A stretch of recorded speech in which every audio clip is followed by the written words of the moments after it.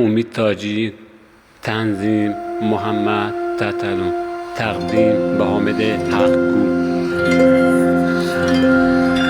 یه روز خوب میاد که ما همو نکشیم، به هم نگاهی بد نکنیم، با هم دوست باشیم و دست بندازیم رو شونه های هم. مثل بچگی‌ها تو دبستون، هیچ کدومم نیستیم بیکار، در حال ساخت و ساز ایران. واسه اینکه خسته نشیم بار، من خشم میذارم تو سیمان. بعد این همه بارون خون بالاخره پیداش میشه رنگین کمون. دیگه از سنگ ابر نمیشه آسمون، به سرخی لاله نمیشه آبجو. مؤذن اذان بگو خدا بزرگه بلا بدور. مامان امشب واسمون دعا بکن. بای دیجی امید تاجی.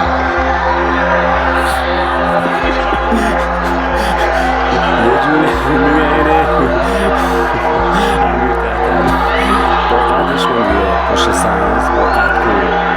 با داره نقشه زد بکن دوباره نمید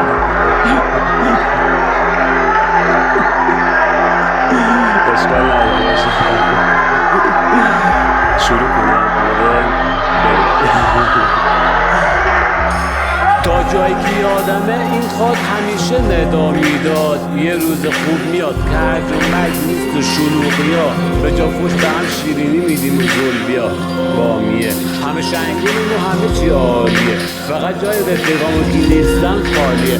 خون میمونه تو در آشنا، نمیشه با آسمون آسمان. دیگه فواره نمیکنه، لحظه نمیشه، هیچ مادر سر خاک بچه نمیره. خونه پناهگاه نیست بیرون جنگ، وای از تو مثل بم بیرونم، یا اصلا مثل هیروشیما بعد بم نمیدونم.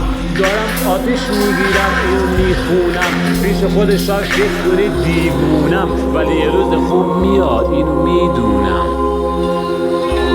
تقدیم با حامد حقگو.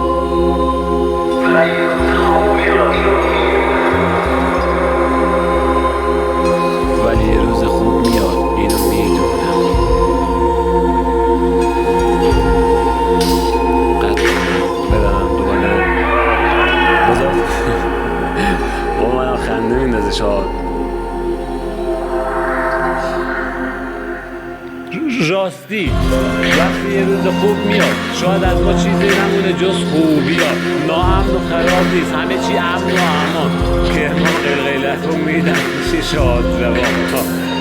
خواستمون مسجد قشنگه، کنار قبل سبز و چمنه، هیچ مغزی نمیخواد دره، فقط اگه سبز داشته باشی حله.